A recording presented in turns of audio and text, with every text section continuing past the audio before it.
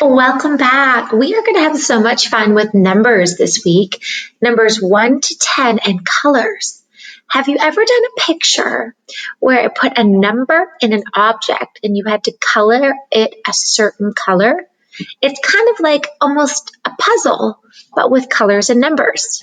So I went ahead and I attached some really good sites to print off some easy color by numbers. If you didn't want to do that or that wasn't available, what you can do is you can create a master of some easy shapes for the little learners to color.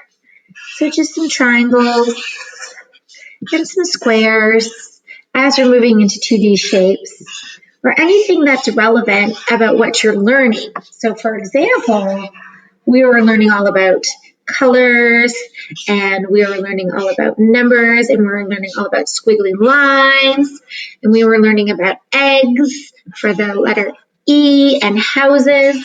So it could be totally on point, or it could just be an easier color by number.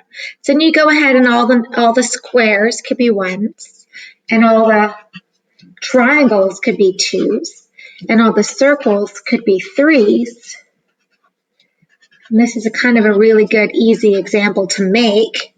And then at the bottom, you're going to put your legend.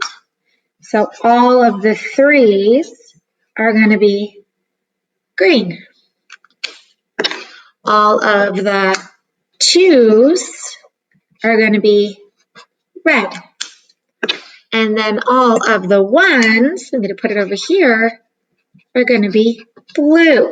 So how I like to teach the kindergartens or the little learners, whoever is working on this, is I give them some crayons of those colors. So if this was a center or a whole group class, I would model this first, because color by number is very important because it's thinking, knowing, learning, and fine motor.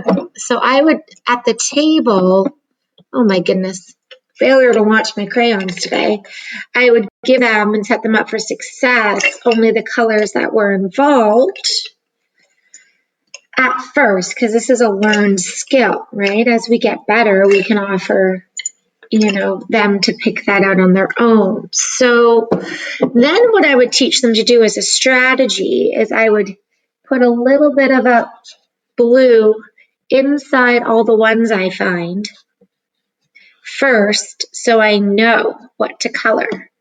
Then I'd go on a 2 hunt and I put a little scribble so I know what to do.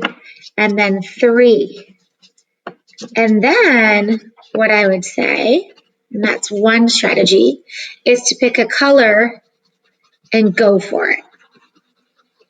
And to take their time and color in the lines until the whole picture is finished. So starting off with something simple like this for the first day is amazing. Again, I've attached some websites where you can have free printables, color by number. And on the second day, so this is actually going to be 2 lessons in one, you can go ahead and give them a blank paper and they can make their own as well. So have fun with color by number.